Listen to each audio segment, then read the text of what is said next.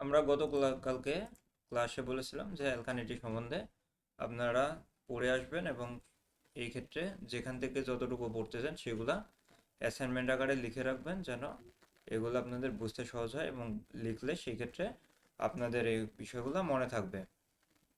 অনেকে আছে আমাকে হোয়াটসঅ্যাপে মেসেজ করে পাঠাইছে, এটা কোন ধরনের ভদ্রতা আমি বুঝলাম না। আপনি একজন স্টুডেন্ট হিসেবে একটা অ্যাসাইনমেন্ট পাঠাচ্ছেন, হোয়াটসঅ্যাপে মেসেজ করে সেটা হচ্ছে যে কোথাও থেকে কপি করে পাঠিয়ে দিচ্ছেন।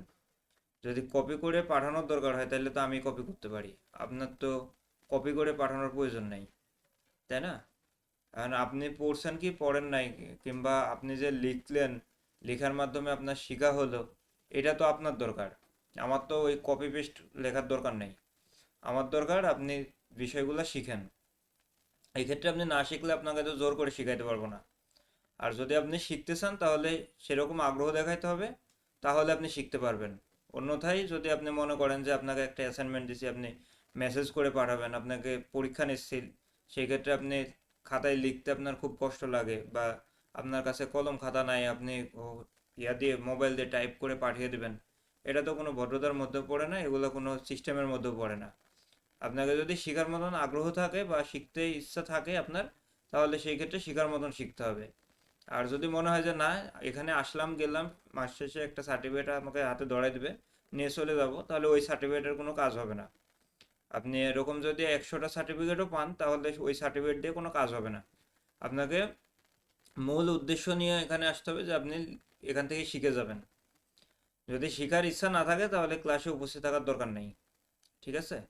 কারণ আপনি যথেষ্ট ম্যাচিউর হয়েছেন।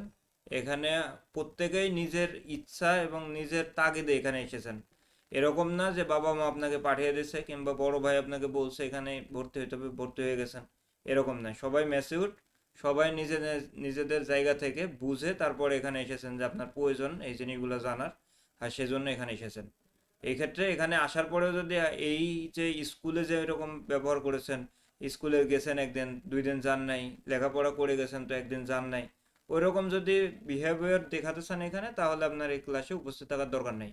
কারণ এই ক্লাসটা আপনাকে ওইভাবে আমি আসলেন গেলেন একটা সার্টিফিকেট ধরাই দিলাম ওই জন্য ক্লাসগুলো নেই না। আমি আমি ক্লাস নিই শেখানোর জন্য। সেক্ষেত্রে শেখানোর যদি আমার ইয়া থাকে, সময় থাকে, আপনার শেখার মতনও সময় থাকতে হবে। আর যদি সময় না থাকে তাহলে ক্লাসে উপস্থিত থাকার দরকার নেই।